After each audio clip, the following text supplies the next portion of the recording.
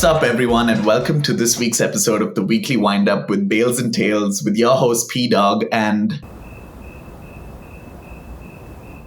Yes, Professor BG is currently engaged in some groundbreaking research. We wish him the best of luck. The IPL, however, waits for no man, so thanks for joining me.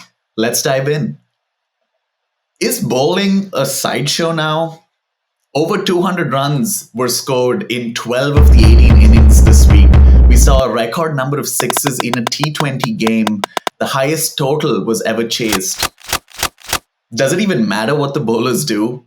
Should we just have bowling machines on the pitch to see what scores batters could get?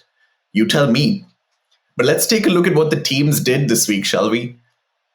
In the first game of the week, the Rajasthan Royals took on the Mumbai Indians in a mouthwatering tie. The Rajasthan Royals pulled out another arrow in the form of Sandeep Sharma from their quiver of Indian quicks. What a magical comeback it was. He picked up 5 for 18 in his 4 overs, destroying the Mumbai Indians' top order, leaving them in all sorts of trouble. Fantastic showing from a player who was snubbed in the 2023 auction, but was also brought in as a replacement for RR. This is a testament to how competitive this tournament is. Sandeep Sharma picked up 49 wickets in the power play between 2014 and 2020, the highest by any player, going at less than 7 and over. He's added more weapons to his arsenal, showing great guile, bowling even in the death overs this season. Another great story this game was Yuzi Chahal's 200th wicket. The Chahal sale by RCB will go down as possibly the worst decision that was ever made in the history of the IPL. What an absolute howler from the management. Do you agree? You out there? Let us know. Tilak Varma and Nihal Vadera played commendable knocks to get Mumbai to 179 in their 20 overs. In reply, jazz ball, right? 104 of 60. Mumbai Indians show some unselfish intent, bringing Yashasvi Jaiswal back to form with some fielding howlers that could only have been staged. Sanju Samson mentoring the chase from the non-strikers. The Rajasthan end up scoring, their target for just 1 wicket, winning in the 19th over. RR brushed Mumbai aside with barely breaking a sweat. In the RR versus LSG game, Trent Bolt is inevitable. Did it in the last game with the wicket of Rohit Sharma. This time it was QDK. He takes his tally of first over scalps to 27. What an absolute legend. Sandeep Sharma puffed his chest out again. 2 for 31 in his 4, removing the dangerous Stoinis with a duck early on.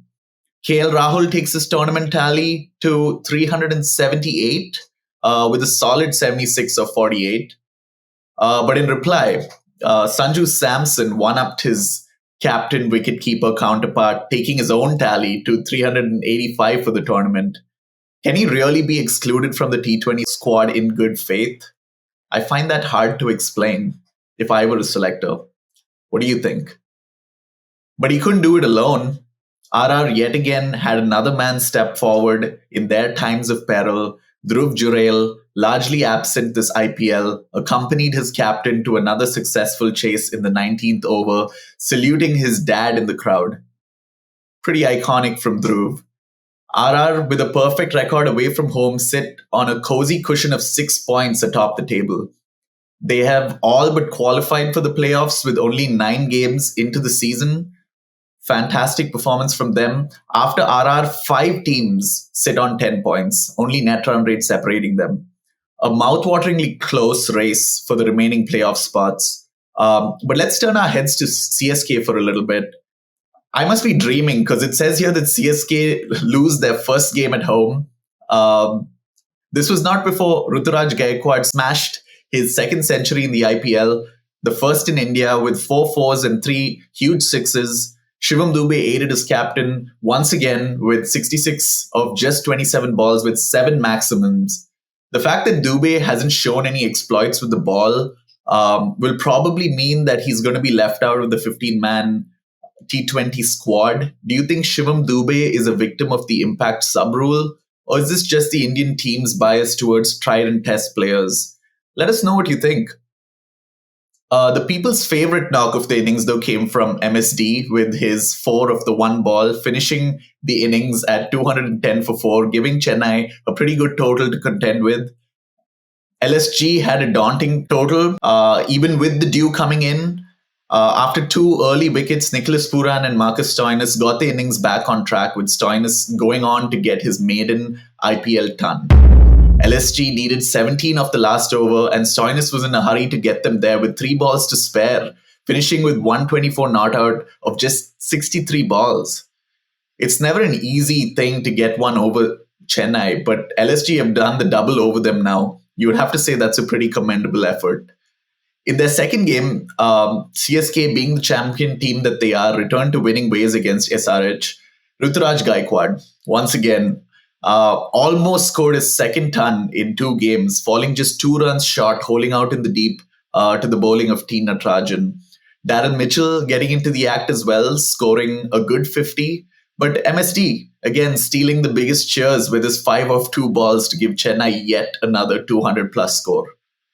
In a rare success for the bowlers, the Chennai Quicks outfoxed SRH's high caliber batting lineup. Tushar Deshpande getting his best figures of 4 for 27 in his 3 overs. Fizz and Patirana picking up 2 each as well. Do check out Patirana's wicket of Markram. Baby Malinga is doing his idol pretty proud, you'd have to say. SRH only managing 134 before they were bowled out. Darryl Mitchell deserves a mention for equaling the most number of catches in an IPL innings with 5 decent catches. The league's bowlers must have collectively relished this SRH drubbing after being mercilessly hammered all season up until now. While CSK's return to form at home may not have been a surprise, I still have a hard time believing the results of this next team. RCB throwed down the gauntlet to SRH at home, opting to bat first this time, hoping to put some scoreboard pressure on the team that has suffocated so many teams with runs this season. Now, while this wicket was a belter, on many past occasions it didn't prove to be so this time. RCB got off to a good start, but after Faf was dismissed, Kohli, on a ground that he favors even, struggles to keep the scoring up in the middle overs. Eventually, he gets caught at square leg to Jaydev Unadkat. Unadkat finished with 3 for 30 in his 4 overs. Many questions were raised about the pace of Kohli's innings this time, as it is often raised, really, you'd have to say. Does he need to make sure that he keeps up the tempo of the innings, especially in the middle overs? It's hard to question this man's ability, really. But I do think there are some adjustments that he can make in this format to avoid eating up too many deliveries. What do you think? I'd love to hear from you guys. Rajat Patidar, however, made up for the lull in the scoring by smacking 4 sixes in a row of Markande in the 11th over, getting to his 15, just 19 deliveries before he got out. Cam Green guides RCB to a respectable score of 206, but considering SRH's batting form, one would have to think that they were a couple of blows short. Travis Head, on this occasion, perishes in the first over of Will Jacks, much to the delight and, you'd have to say, the relief of RCB fans. Swapnil Singh, in his first game for RCB, bowls an eventful over that removes both Markram and Klaasen of not the best balls, but also gave away 19 runs in that over. SRH finally falls 35 runs short in a rare collapse this season. Before, sort of seeing it happen again later in the week. Are they taking the gung-ho approach too far? Considering it's happened 2 games in a row now, there certainly are some questions raised about the way they're going about their batting, right? SRH would like to turn their fortunes around next week, but they're coming up against the juggernaut of RR at the Savai Mansingh Stadium. Can they do it? Tune in next week. RCB, however, took on a wary GT to kick off this Super Sunday. It was the Sai Sudarshan show once again in the GT innings. Lusty blows between him and Shah Rukh Khan steadied the GT ship after they lost early wickets. Shah Rukh Khan got to his first IPL 50, played a blistering knock before Siraj castled him with a scorcher of his own. GT posted 200 with David Miller's maximum of the last ball of the innings. A pretty good score, you'd have to say. Or maybe not, considering this season. I'm not sure anymore what a good score is. In reply, Kohli clearly took things personally after all the criticism he received from people in the box, as he would say, smashing his 70 off 44 balls, taking on the Titan spinners, who unfortunately got caught as unwilling participants in the side quest that he took on. Glenn Maxwell came back into the side after sitting out the last three, but all he had to do was hold the beer of Will Jacks, who really made his bones in this RCB team this game. After struggling at 17 runs in as many balls, Will Jacks channels the rage of all RCB fans, getting to his 50 in just the next 14 deliveries. He then goes super sane and takes the next 10 balls to make his maiden IPL ton. 6, 6, 4, 6, 6 of that 16th Rashid Khan over, bringing RCB home, cementing Will Jacks in RCB lore for eternity. An exaggeration maybe, but that was a pretty fine innings. I think this game was as shocking to RCB fans as it was to the Gujarat bowlers. Bring out the calculators, run the simulations. RCB looks to make a late dash for the playoffs, adding to the titillating race that this IPL already is. Speaking of late playoff dashes, though, DC played in two thrilling run fests themselves. Being put into bat at home to GT, Rishabh Pant and Akshar Patel halted any fears of a collapse with a really counter-attacking partnership of 113 of 69 deliveries. Akshar Patel is now a number 3 batsman. I don't know what the hell's going on this IPL. Pant seems like the unanimous choice for wicketkeeper in this World Cup. And I think this innings should really quell any questions around his inclusion. Tristan Stubbs with the firepower at the end, scoring 26 of 7 deliveries, taking Delhi to 224 off their 20. It was a commendable effort from Sandeep Warrior, taking 3 for only 15 in his 3 overs, considering the mayhem that went on around him. Mohit Sharma, though, had a night to forget. 73 runs in his 4 overs. He was taken for 31 in his last over to Pant. He's picked up the unfortunate record for the worst bowling figures in the IPL.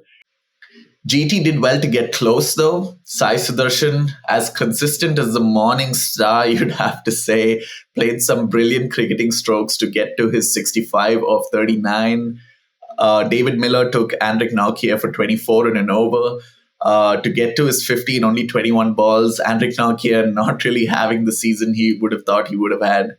DC may have had their hearts in their mouth with Rashid Khan and Sai Kishore striking some big ones, but 224 proved to be, just enough to get them across the line.